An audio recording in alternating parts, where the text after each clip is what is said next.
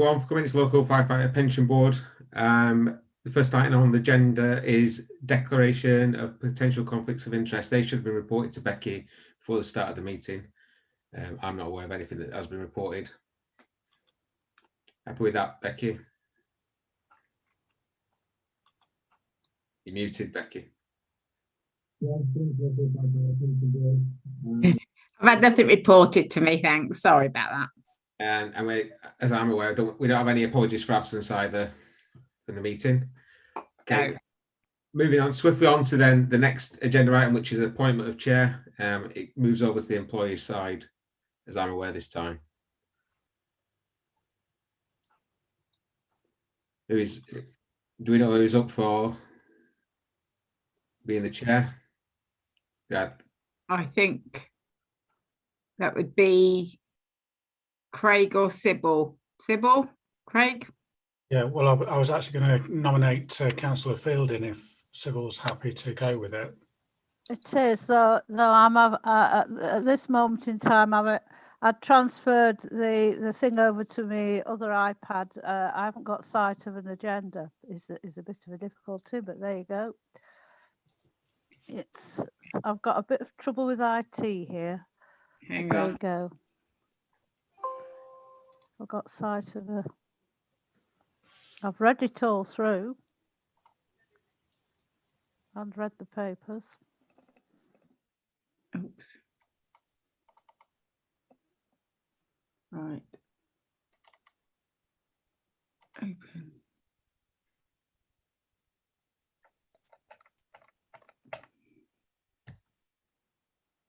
Just see if I can share it, Sybil. Yeah, sorry about that. So I don't know what's happened here.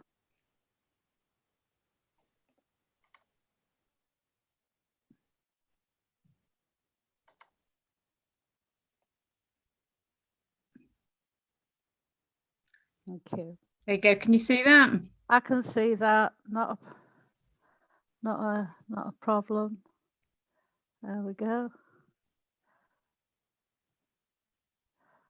So we'll move to agenda item 4, confirmation of minutes for the 9th of October. Have we all had opportunity to read, and can we agree this as a correct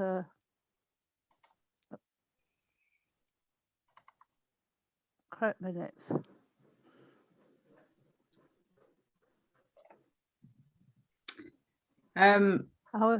Are we all happy with the minutes?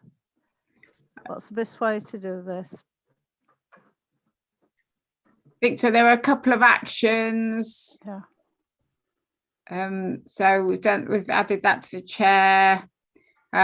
Complete learning needs analysis. I'll send a reminder out. I haven't had everybody's back yet, but I can send a reminder and resend the form out for those that haven't sent it back to me.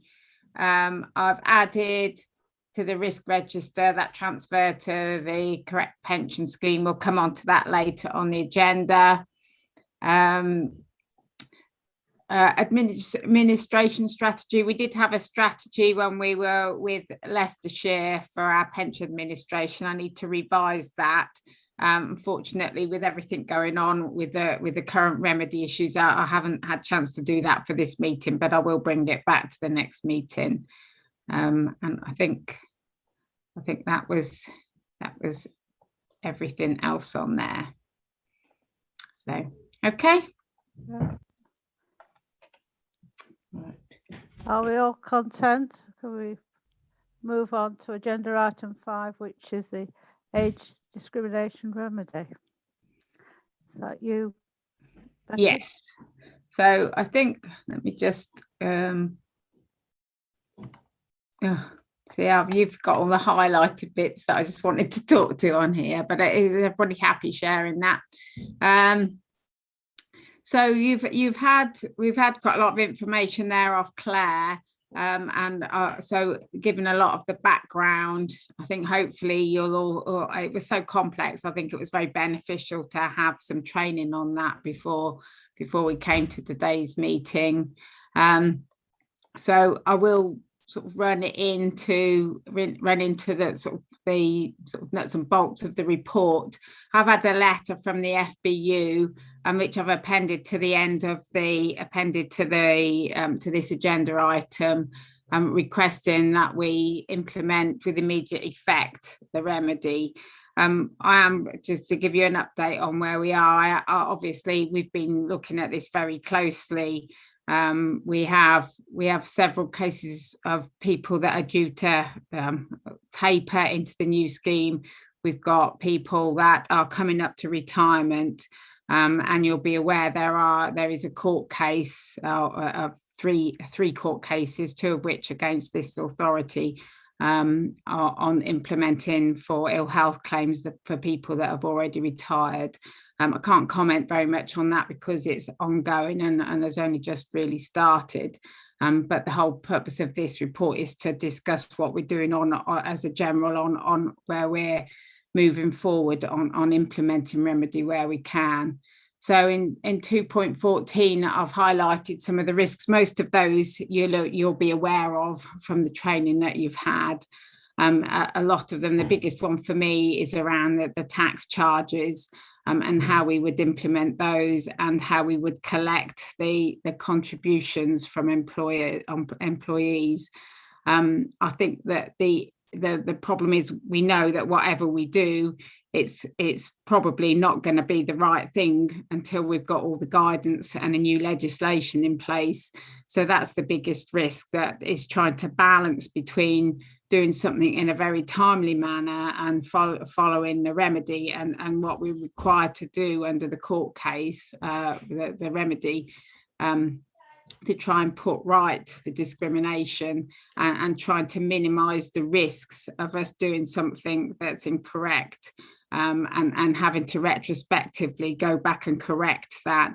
And in some cases, as Claire mentioned in her training to you earlier on, it might be that we actually sort of shut doors with relation to tax, for example, when the guidance, when it comes through, might have an option to treat it in a different way than we have, but we might have not be able to access that because we've implemented something earlier than the dates that are put in the guidance when it effectively comes out.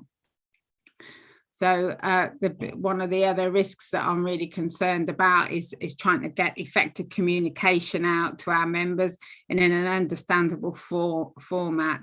We have made available everything that's come out publicly on a national basis, but it's such a hard area to interpret. We don't want to mislead in any way, so we try to minimise what we put out as an individual authority and try to stick to national guidance, but obviously that's limited and members have more questions than the answers that I have to give at the moment. And I have had several firefighters call me to ask, especially those that are coming up to retirement.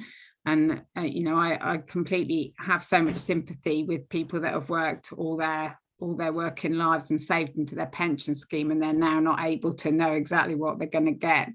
So it's trying to be able to put corrective action in place without actually putting ourselves and firefighters at risk.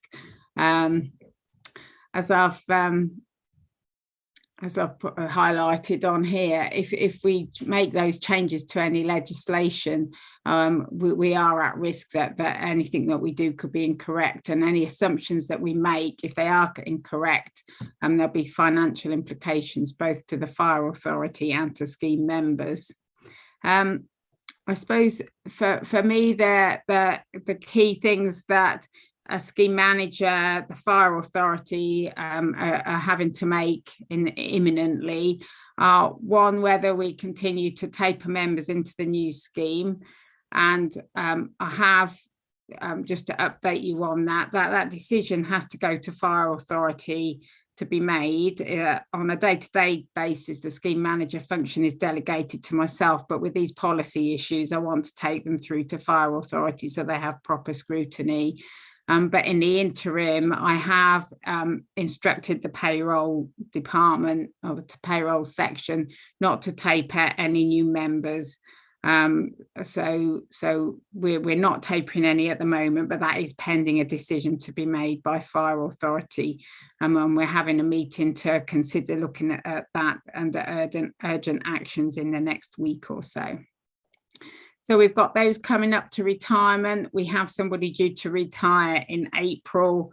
I've been working with the administrators to see what information we can get and what position we are in to have the correct information and identify what risks we would be at, whether we are in a position that we can calculate that pension, for example. So that's something that we're looking at. And similarly, I hope to be able to move forward with a decision on that in the next couple of weeks, next week or so. Retrospectively reviewing the ill health pensions with a view to moving them back into their legacy scheme. All the guidance that we have from the government at the moment says that we shouldn't be retrospectively reviewing people that have already retired. But as I mentioned earlier, we do have a court case against us on the ill health, so that's something that we're looking at. It's still very much in the early stages, and I'm not able to comment any further on that at the moment. And then finally, reviewing any other affected retired members.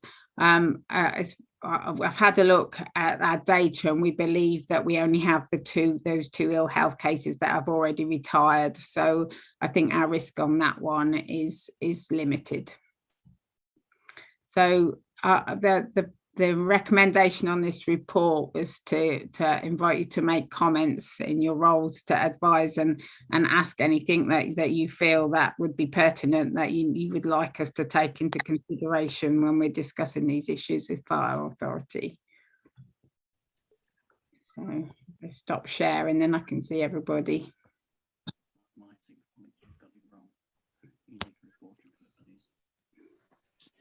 Have we got any questions for Becky on this? Mark? Yeah, thanks, Sybil. Yeah, for the people that are actually just about to taper across, I think that would be a bad decision not to actually keep them in the 92 scheme as they are now and actually taper them across into any new scheme. That would be breaking the law as far as I'm concerned. The discrimination case has already been there. So anyone that's already in there, I don't see there's any retrospective work to be done for those people because they're still in the 92 scheme. So to transition those across now, and that would be a very, very bad decision. I think that's the right way to go in keeping them in the 92 scheme. I do believe that people coming up to retirement now also should be looked at very, very quickly on what we can do and who should be taking that risk.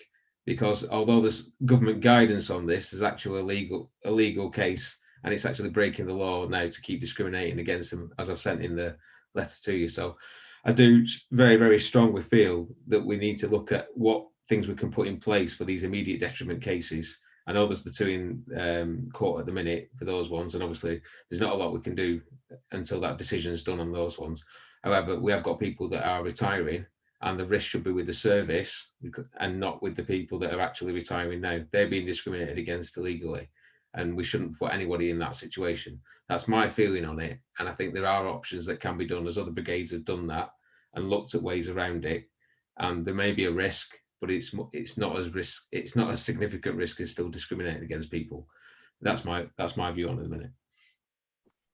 Thanks, Mark. And we are reviewing our position on that at the moment. I know I've had conversations with you, and we're looking to make a decision on which direction we go on that in the next week or so. So I am sympathetic to what we're trying to do, and we're just trying to work out the best way forward. And obviously there is risk to members as well, because it could, some of these are personal tax issues that we might not be able to facilitate. For example, a collection of employee contributions, we can't claim back tax that's a personal thing to claim back the tax over the last 4 years, for example. I can't implement that. So there are some issues that are not just related to the fire authority risk. There will be risks that need to be taken by those that are retiring as well. So we are working on communications to try and make sure that if we move down that route, they will have enough information to be able to understand where those risks are. It's quite a difficult line to tread at the moment, but that's why I'm not in a position to sort of stay where we're going at the moment, because we're just working on it, just trying to work out our position statement, really. Thank you, Becky. Have we any further questions on this? Hi, Sybil. I don't know if your screen. I've just an observation, really, Sybil, if I could. Not a problem.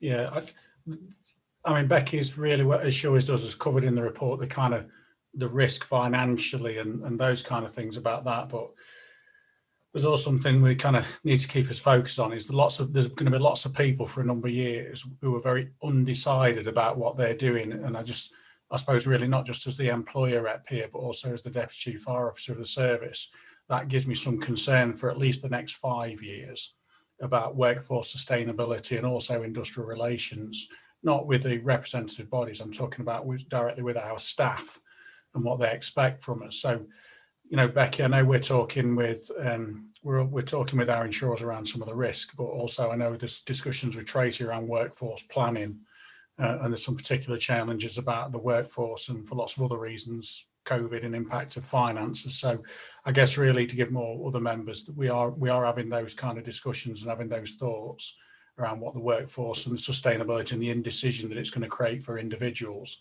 about what they do. And what I would sort of say, that's from people on a fire station right through middle senior managers. So we just don't need to underestimate as a pension board the impact that that's going to have on people as well. Thank you, Chair.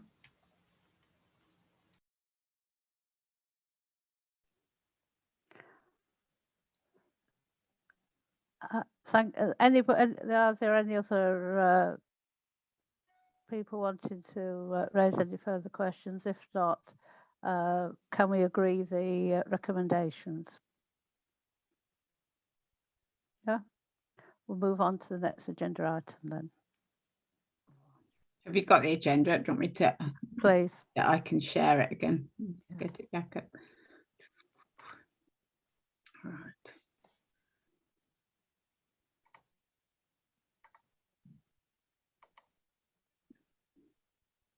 There you go. So it's current issues. It's current issues, right. Let me just get that report up.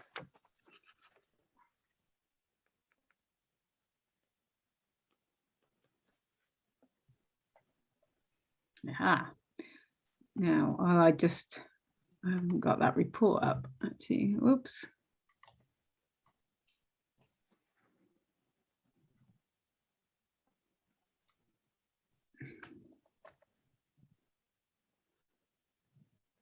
Right, so let me just find the report. Hang on. Current issues, there we go.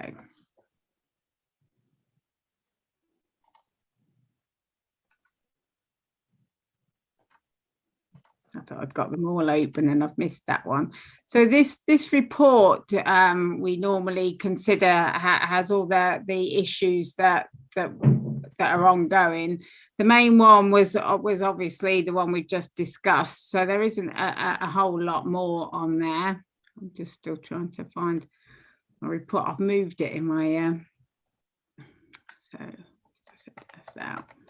So there isn't a lot. I wasn't going to dwell on this one too much. There were a couple of things that I wanted to pick up.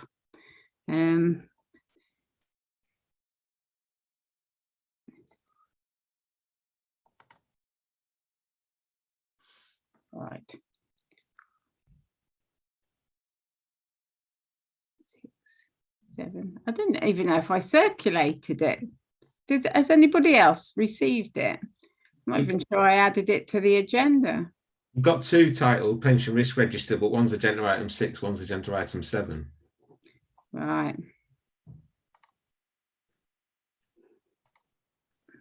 I don't think it's been circulated with the papers. Right. No, I don't think it's come out, Becky. Aha. Well, let me just come over here. Right then. Let me find it then, and I can share it.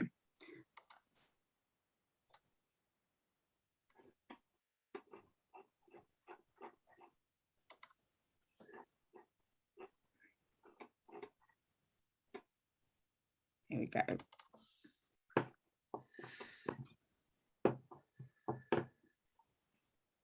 It doesn't even like it when I'm trying to open it. I don't know what I've done to it. It looks like I've corrupted it. I might, I'll give it one more go, and then I will move on, and I'll try and find it and come back to it. Just see if I can find it. Sorry about this.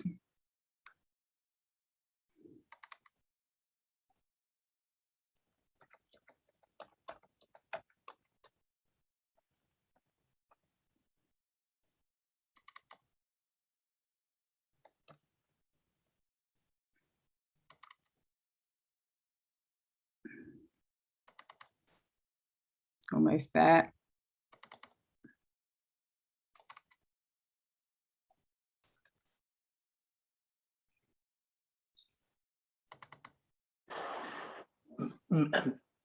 Becky, just for info, it is on your website under PDF documents only. Oh, right. Well, that's a relief. Then it's got somewhere. Right.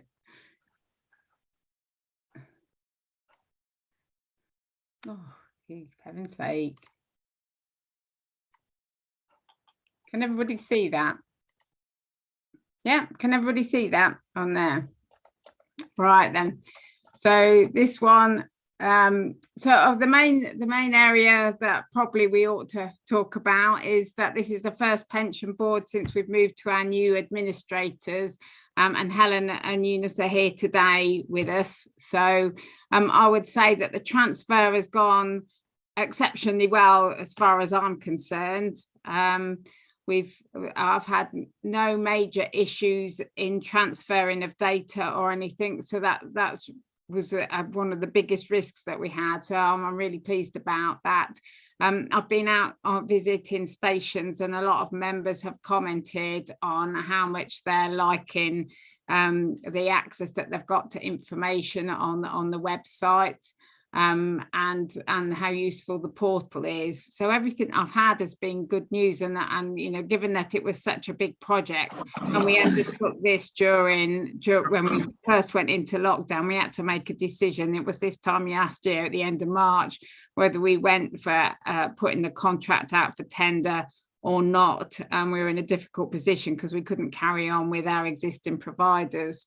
I was very nervous in it, and I felt it to be a high risk area, and it's all credit to both Helen and all of the team at West Yorkshire Pension Fund, and also at Leicestershire, the County Council, because obviously they were heavily involved in transferring all the data across. So I just like to applaud both of you, and the payroll team and HR team for being able to have such a smooth transfer of information. That I was sort of really overwhelmed by how well it went. So thank you to those. I think you can be assured. Then you'll see on the risk register, we've moved a lot of those risks now that were very high on the risk register have moved downwards. So pension scheme valuations, we drew a new valuation of the pension scheme from the end of March this year. All the data has now been collated and submitted, and we await the evaluation. That will take some time. Last year it was several years before we got the valuation, and that will impact on employer contribution rates, but they will not take effect now until April 24. HMRC pension records. So this is a national exercise We've checked 543 records that have been reviewed, and I understood there are only 3, but I think there are further conversations now. I've had an update from our payroll team saying that West Yorkshire have raised, sort of improved their understanding of things, and there are a few more areas that we need to look at, but they're not significant. They're just some minor things, but we're on top of that, and the payroll team are working through those. So I think I'm not unduly worried about that. Joint pension board, again, that's something that would be very good to get up and running, but it's been delayed with everything going on the remedy and the move of the pension administration. Collaboration agreement. Sean's here today, and we've negotiated or entered a collaboration agreement with Derbyshire and Leicestershire to share Sean's expertise. One of the issues that Claire raised in her presentation earlier on to you was the knowledge that we had, adequate knowledge and sufficient knowledge to deal with all the uncertainty at the moment, and Sean's a real credit to be able to have amongst our team.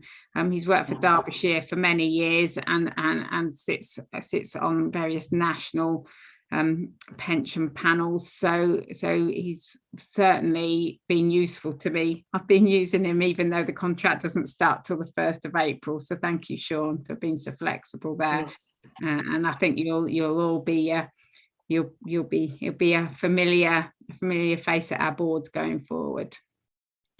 So communications, we've already discussed. The key area is looking at the remedy and the discrimination case. We do want to try and pick up. We were running regular pension road shows, but they've dropped off a bit because we had such very low attendance. We had just 18 from the 3 authorities at the last one. So we were looking even before COVID whether to go on Zoom, and that's something that we definitely will be looking at going forward. I think at the moment, I think it'd be most useful just to wait until we've got a bit more information on the remedy, and then we can do something, because I'm sure members will be really interested to hear, and it'll be a really good forum for them to come and ask questions and find more information out. So once we're in a position where we've got some clarity, I think that's something we'll push forward quite quickly. We've had no IDRPs. Pension discretions, we've had 1, and pension breaches, we've had no breaches since the last meeting. So I've completed the pensions regular, the annual pension return. That's a statutory return. I've completed that. It's just more about the administrational details and who's in what roles, for example. So that's been done, and they also had an administration survey that was appended to this report. So you can see, unfortunately, I wasn't able to bring it before it required submitting because it fell between the 2 meetings, but I have completed it and it's been submitted. So you'll see there, those are some of the interesting meetings I've been having this. Most of them relate to the remedy, to be fair, and the new administration. So if anybody's got any questions or anything that they'd like to ask on that. Oh, I can't see everybody's picture. Let me just get this so I can see.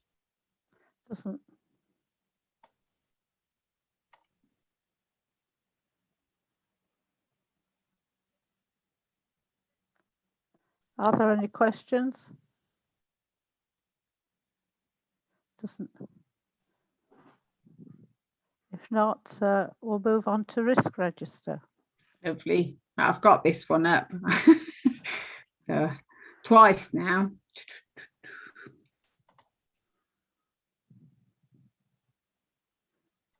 There we go.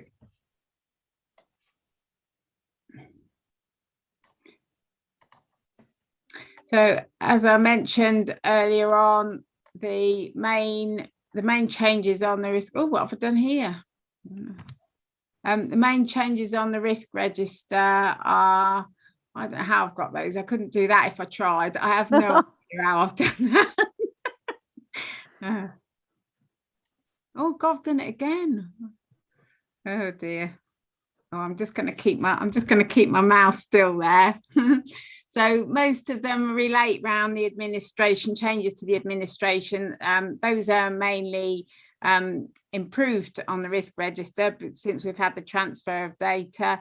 I know West Yorkshire are still doing a lot of data cleansing and checking on some of the data and making sure that they're happy with it, and that's something that we're working with them on. So those still remain on the risk register to be looked at, but the actual transfer, as I said earlier, has gone really well. And then the risk and disruption of service and the McLeod and the transitional protection remedy, I think we've heard quite a lot about that today. So I've implemented quite a lot. I've made quite a lot of changes to the risk register, as you would expect to do that. So areas in grey. Oh, don't move my mouse. I'm gonna move screens in a minute and get rid of that. So yeah. So I'm assuming people have had chance to go down and have a look. I have put in grey all the areas that I've changed. So did anybody have any questions on that?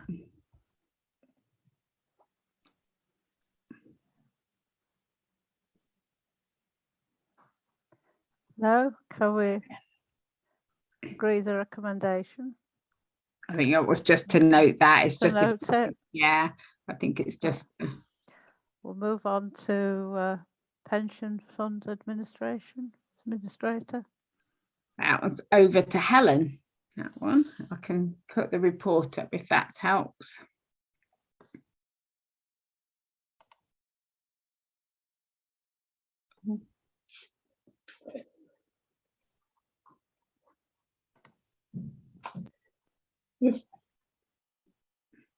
Say it did come as part of the agenda pack, so it's our monthly report. So the agenda pack has the report for March.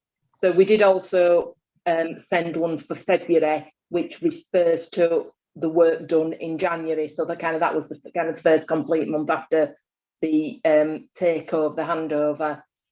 So we provide one of these every month. So you will have all the information required as you go forward. So part one, that's where we highlight regulation and scheme issues and scheme updates and things you need to know. Mainly, that information will come from the bulletin. So in this one, the data is all linked out of Bulletin 42. And it's just to make sure it kind of gets across the organisation, because it's not always the same people seeing the bulletins as who might see one of these. So we put the current issues in there. So obviously we've got age discrimination, which we've just talked about, the valuation, which has also been talked about, the transitional protections, and the Schedule 22 outcome, immediate detriment. So all these issues have all been covered. Kind of the data collection that's going to be required for us to implement remedy, which Claire covered initially in her presentation. Confirmation there about the contribution rates for 21-22, and the changes that have happened because of the pass to the cost cap mechanism. So that was all in Bulletin 42 that we've kind of the key points we've pulled out.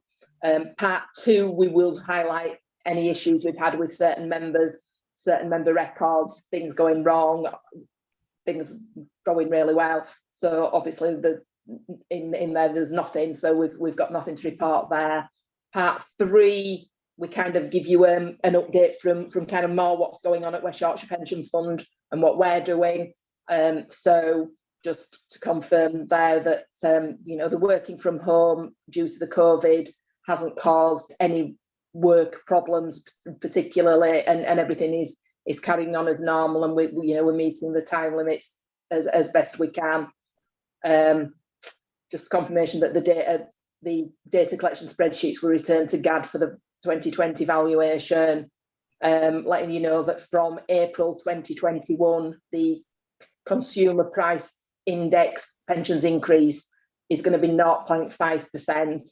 So that'll be applied to deferred pensions and pensioners, and the pension records we've got. We did some HMRC annual reporting, which happens in January. So we have to send a certain amount of information to HMRC and make some tax charge payments. So they were all done in the timescales. And then the other thing is just to kind of let you know that we have something linked to the employer part of our website called Hot Topics. And it's kind of available for people at Nottinghamshire Fire and Rescue, so HR, finance, payroll, anybody who really has any dabblings in the fire pensions. So what you do is you go in there, you enter your email address, you submit it, and then every time we've got a little bit of news that we want to communicate, we will do it via this hot topics, and you'll get a notification to say that there's a new topic there available. You can have a look then and see what information we're putting out.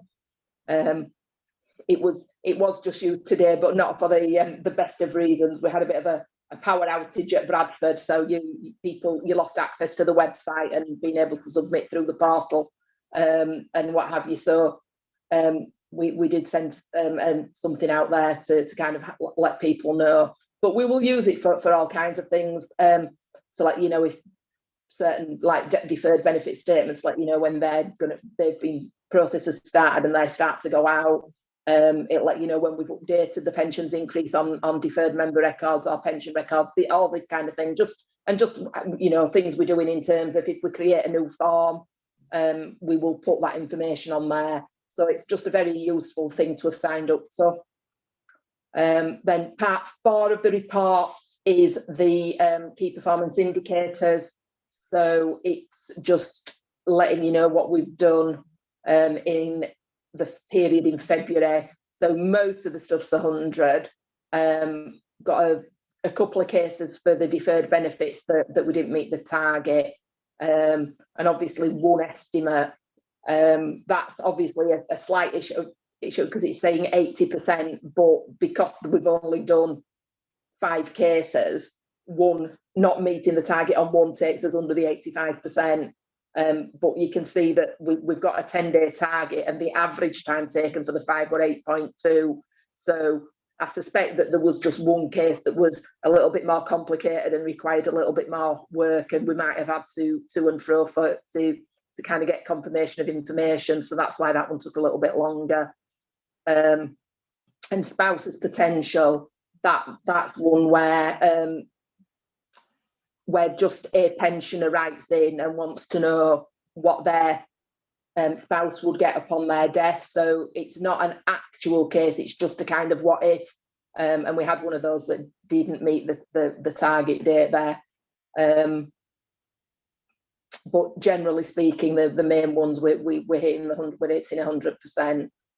And then we just follow it by some putting that information into kind of graph forms to make it easier to look at.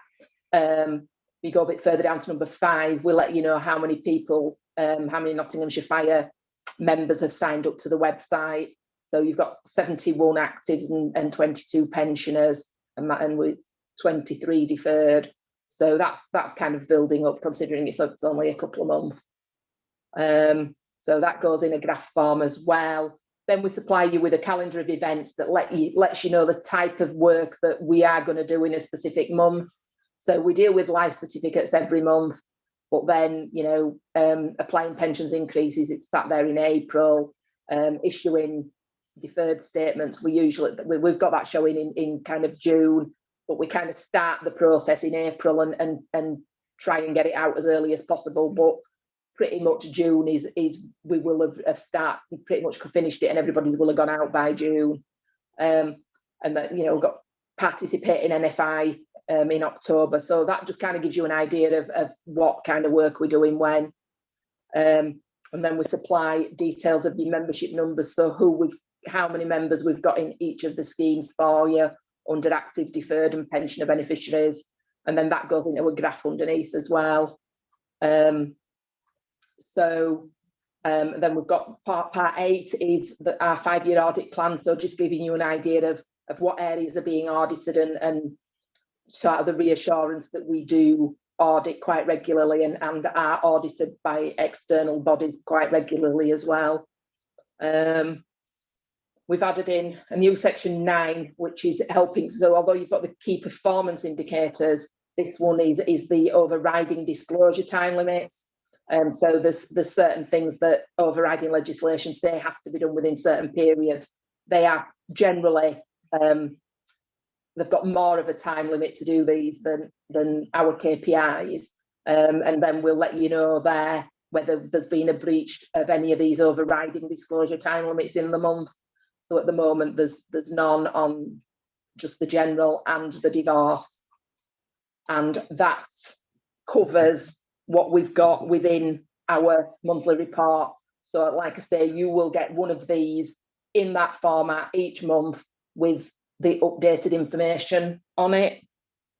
So has anybody got any comments or questions on any of that?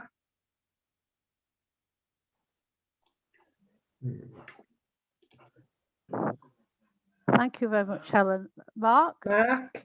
Yes, please. I'm not sure if it's sorry, Alan, if you're going to be able to answer it. Our benefit statements, are they going to have a projection on there for the old schemes like 92 and 2006 scheme? Because that's what people want to know now, what their benefits are, because we stopped doing it last year. Is this going to be included in it? I think it is. I think at the moment it is, which we are putting projections, but they are projections under the regulations as they currently stand. Yeah. So they're not going to, because the regulations haven't been amended yet to cover all the changes from Remedy. So it won't. That it's going to have disclaimers on that confirm exactly what it is telling people. Okay, so that might need quite a lot of communication out then, because I think everyone's going to be in a bit of a different position next year now based on the 22 moving across. Yeah, that's going to affect it. Would these benefit statements take that into account then? No, the changes from 2022 will not be taken into account in the benefit statements this year, and possibly not even next year. Okay. Now, because the legislation isn't there, so we can't project. Yeah, I understand that, but there will be something in it, because like I say, we've had that taken out in the last year. But. Yeah, I think we will still be. I think currently with the projections are still on with a statement about what the projections are and the basis for them, and that kind of thing. So yeah, it should have everything in it. Well, whatever it's got in it, it will have an explanation as to what it is and why it's there. But yeah, we probably will be coming to each fire and rescue authority to look at asking you to put something out internally as well, just to make sure people are aware of what the benefit statements include, and what the processes are that they'll need to go through. Thanks, I've just got one more thing. Nominating beneficiaries, I've been told that some people haven't had that transferred across when we've moved over. Is it something that people should be reapplying for, or resubmitting, or should that have happened? I don't know anything about there being an issue, but possibly. It isn't going to harm if they send another one, because obviously it's going to kick back in from the 1st of October 2022 when everybody moves into the 2015 scheme. And so it's the 2015 scheme, well, the 2006 and the 2015 that have got the nominated beneficiaries. So I think it would, if people want to send one in or are asking, then there's no reason to tell them not to, just, get them to fill one in. And then I think it will be part of the communications exercise for the 2022 scheme that highlights the need for everybody to have completed one. Yeah. No, thanks, Ellen. Thank you. Craig?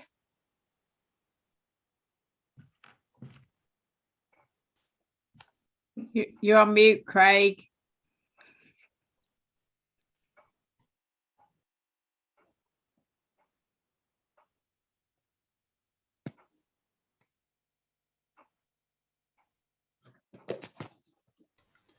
Thank you for whoever helped me unmute there. I don't know if it's keyboard or what. It certainly wasn't my finger on this occasion, which is great. There's a couple of things. I've used West Yorkshire on a couple of issues, nominated beneficiary and the annual allowance breaches thing. So the first thing I'd like to say, Ellen, on behalf of your team, is the service I've had so far has been great. So my experience as a scheme member has been quite reassuring. So it's clearly as the DEPAM challenged quite a lot by staff about the process. So I'm sort of putting you across as well. So I'm singing your plaudits. So, not a problem there. So thank you. The other thing Mark says about annual benefit statements, because this is in my mind, I suppose I have a view that I'm unsure if projections are going to be a helpful thing with everything that's happening at the moment or not. I don't know if you have a kind of a view on that. I know your answer to Mark was you're likely to be doing that. And it's just my own personal view. I'm unsure with the mess it's in, whether that's going to be helpful or not. It's difficult because I can see both sides and both arguments and the issues. However, it's my understanding that the annual benefit statement process for the calculations and the documentation have already been signed off. Okay. And were done and were signed off a number of weeks ago. So it is, I took a note of this very issue late last week, and I'm going to speak to the person in charge of benefit statements and the production of them for fire, just to see exactly where we are and what we can and can't do given the timescales that we've got. So I think at the moment the projections will still be on. Whether we will make a decision and have the time to remove them, I really don't know. I think it's about managing it on the ground. I mean, I'm certainly not clued into these things. I just think we just need to be clear, people. It gives them a range of numbers that they can take into account, because people obviously pin their hopes and dreams on these things. Conversations I'm having with people is it just gives people a general range, because I don't even look at the numbers anymore, because until I've got some decent pensions advice later down the line and over the next few years, I don't trust any of it. And I suppose that's the conversation we're having internally. But thank you, Ellen, anyway. Yeah, we will. I will get back. I will get back to you all on benefit statements. Okay. Have we anyone further? Yeah, I suppose really the other thing on the annual benefit statements is that until the software's updated, it'll be impossible to provide any more information than the current legislation. So that's going to stop anything else going out other than that at the moment. Nominated beneficiaries, I was just wondering if can people check on the portal whether they've got what they can. Yeah, they can, and we do show it on benefit statements as well. So if nobody's nominated, there'll be a kind of, I think there'll be one of the road sign triangle things that says we don't have one, and then if somebody has nominated, we show what we're holding, and then it says if you want to change that and nominate somebody different, then go get the nomination form off the website and send it to us. So they will get something specifically at benefit statement stage time. And I think possibly the other thing we can do, I think it probably, we can wait till ABSs have gone and see how many people send stuff off, and then we can probably do some kind of report that says these are the members of the 15 scheme and these are the nominations and these are the ones without a nomination, and have a look at the numbers and then see if you want to do some kind of communications exercise on it. Yeah, Yeah, okay, that'd be useful. So, okay, I suppose it's the only other thing I wanted to ask from pension board members is this is a monthly report that we get from the administrators now, and it's whether you'd like me to circulate it to board members on a monthly basis or whether you're happy just receiving those as we have board meetings. Has anybody got any preference? I mean, I'd have a preference to have them on a monthly basis. Okay, I'll send more information's better than none, so I will send them out monthly.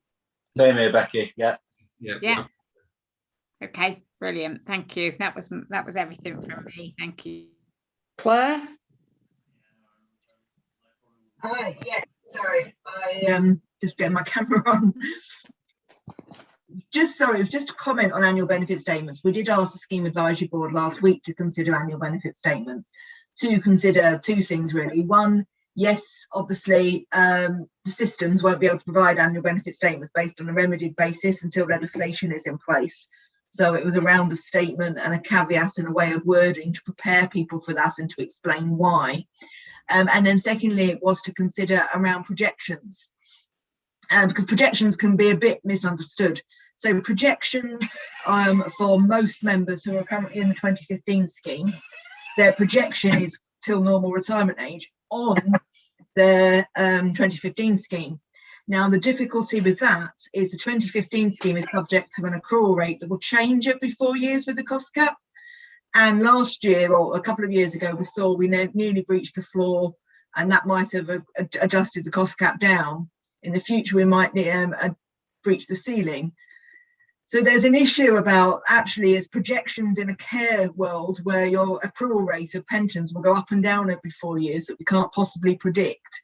Actually, does that start to take away the benefit of a projection? And then the second types of members who've normally had projections are, as we talked earlier, the current protected members who are currently protected in the 92 scheme.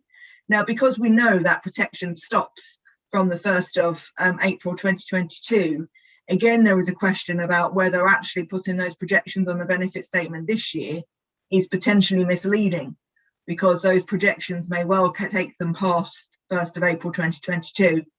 So yeah, it was given to the Scheme Advisory Board, and we're taking that to what we've got, like a communications group who are going to consider that to ensure that what we do have is that everybody acts consistently. So you don't have one FRA communicating to their members in one way, another in a different way, and obviously those members being utterly confused by the fact that they have different communications coming to them from different FRAs. So it is something that's being considered, particularly with regards to making sure that whatever decision is taken is sort of properly documented for the reasons and properly explained to kind of give that assurance of why, and recognising that doesn't actually affect the entitlements benefit. Thank you, Claire. Have we anybody further on this? Chair, can I just say something? Course. Sorry, I keep dropping out of the meeting. I've dropped out about 3 times now, so I think it must be my internet connection. I just wanted to say welcome to our administration, I hope, and from what I've heard, and thanks for the positive comments, hopefully you'll find it a very professional, positive setup and experience. We now provide pensions admin for 19 fire authorities, and that increased to 21 come July. So we do have a big group, and hopefully you'll benefit from that setup as well in terms of standardizing, knowing what other fire authorities are doing as well. So that should be a plus as well. What I wanted to say really was on the monthly report, that is our standard template, but if you feel there is something useful that you think would add value to that report, then any comments, any suggestions are more than welcome. So anything that you might find useful included on a monthly basis, please let me know, and if it's feasible, I will incorporate that into the report. So thank you for that. Thank you very much for that as well. As I say, we're looking forward to working with you. As I say, move on to the next agenda item, which I believe is Firefighters Pension Scheme Bulletin.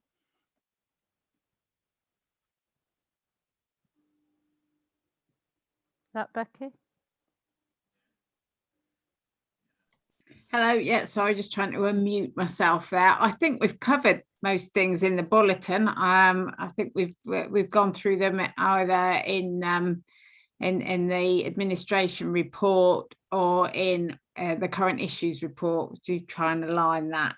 So I've circulated it so you have a chance to see it. So I wasn't going to go through it in particular detail unless anybody wants anything discussed.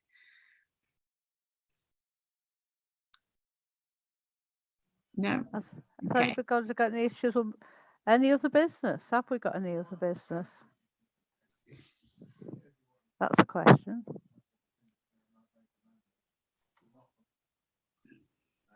If not, thank everybody for attendance, and we'll close the meeting, shall we?